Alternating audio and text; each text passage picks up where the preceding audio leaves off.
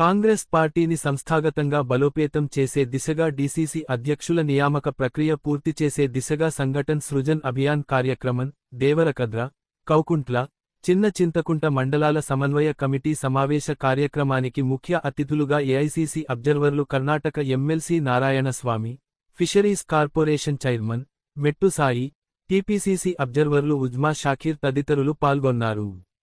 జిల్లా కాంగ్రెస్ అధ్యక్ష పదవికి MLA G. Madhusudan Reddy application అందజేశారు.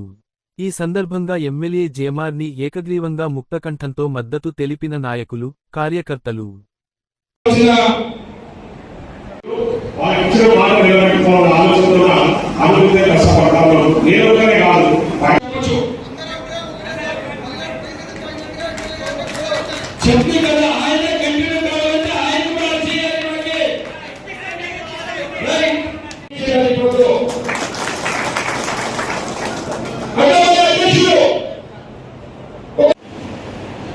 ఏమిటి ఇదంతా చెప్పాలంటే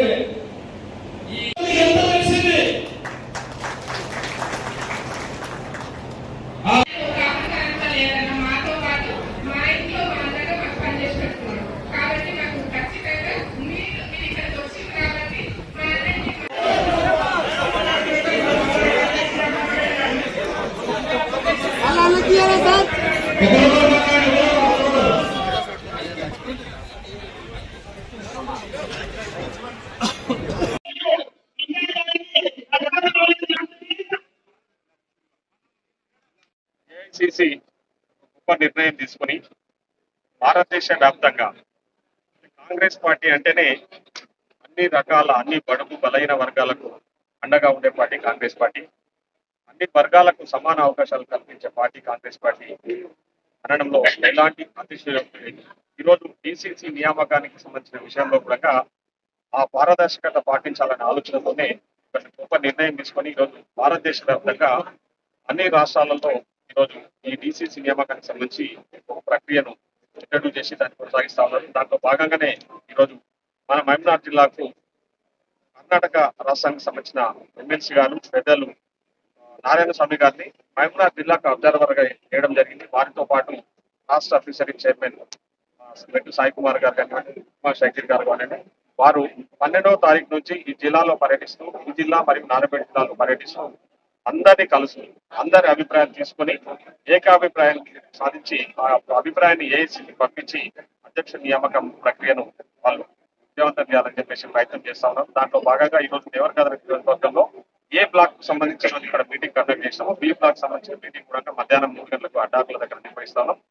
సో ఈ ఏ బ్లాక్ సంబంధించి 3 మండలాలు కావుకుంట్ల, దేవరకద్ర, చిన్న చిన్న మండలాలకు సంబంధించిన ముఖ్య నాయకులందరూ పెద్ద ఎత్తున ముఖ్య నాయకులు అంటే మా వాళ్ళందరూ that is Congress party. So కాబట్టి ఈరోజు అందరి అభిప్రాయాలు తీసుకొని వాళ్ళు ఏఐసీసీకి పంపడం జరుగుతుంది. ఏఐసీసీ ఏ నిర్ణయం తీసుకున్నా మేము దానికి కట్టుబడి ఉంటామని చెప్పేసి ఈ సందర్భంగా తెలియజేస్తూ మీ అందరికీ కూడా ధన్యవాదాలు. ఏఐసీసీ నిర్ణయం తీసుకుని మేము జిల్లా కేంద్రానికి పోయి అసెంబ్లీలు కావచ్చు, బ్లాక్ కావచ్చు, మండల్ కావచ్చు, ఫ్రంటియర్ ఆర్గనైజేషన్స్ ఏమేమి ఉన్నాయో యూత్ కాంగ్రెస్, ఎన్ఎస్ఐ, మహిళా Congress, Sevadal, SC cell, ST cell, minority cell, OBC cell, అన్ని సెల్లుల అధ్యక్షతను మాట్లాడి వాళ్ళ ఒపీనియన్ తీసుకొని రావాలి.